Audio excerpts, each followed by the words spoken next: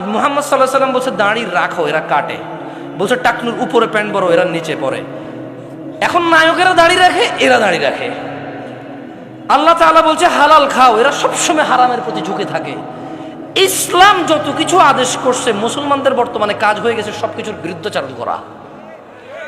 ওয়াল্লাহি যদি শুকর খাওয়া হালাল হতো, কেউ শুকর খেত না, গরু খেত সবাই। যদি মদ খাওয়া হালাল হতো, এই মুসলমানরা মদের প্রতি এত আকৃষ্ট থাকতো না, সবাই পানির প্রতি থাকতো আকৃষ্ট। যদি সুদ আর ঘুষ খাওয়া হালাল হতো, তাহলে আজকের যে মুসলমান আমার চোখের সামনে আসি, আমরা আমার মনে হয় এরা কেউ সুদ আর ঘুষ খেত না।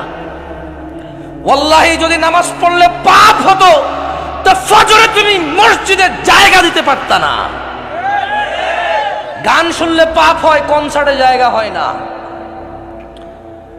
গান শুনলে পাপ হয়, কনসার্টে জায়গা হয় না। সিনেমা দেখলে পাপ হয়, ইন্টারনেটে মিলিয়ন বিলিয়নস ভিউ হয় ওইটার। বাবা মায়ের সাথে বেয়াদবি করলে পাপ হয়, কোন সন্তান তার বাপ মায়ের কথা শোনে না। একটা সামান্য মেম্বার, ইউনিয়ন মেম্বার, ও বেটা এখন 2 লাখ টাকা খরচ করলে হওয়া যায়। কি আগের যুগ আছে সম্মানত? আমি রাজনীতি বক্তব্য দিচ্ছি না, ফ্যাক্ট বলতেছি। নিজের উপরে নিয়েন না কেউ। আমি রাজনীতি বুঝি কম, তাই বলি না। আমার শত্রু বানায় শুধু শুধু নিজের শত্রু বাড়ায়েন না। আমি নিরীহ মানুষ, মনে আপনার কষ্ট যাবে শুধু, বাস। আমারও ইনশাল্লাহ কিছু করতে পারবেন না, আমিও পারবো না। আপনারা যা করবে, যদি কিছু হয় ওটা আল্লাহর তাকদিরে আছে, আমার হবে, আপনার হইলে ওটা আল্লাহর তাকদিরে আছে, তাই হবে, বাস, দ্যাটস ইট।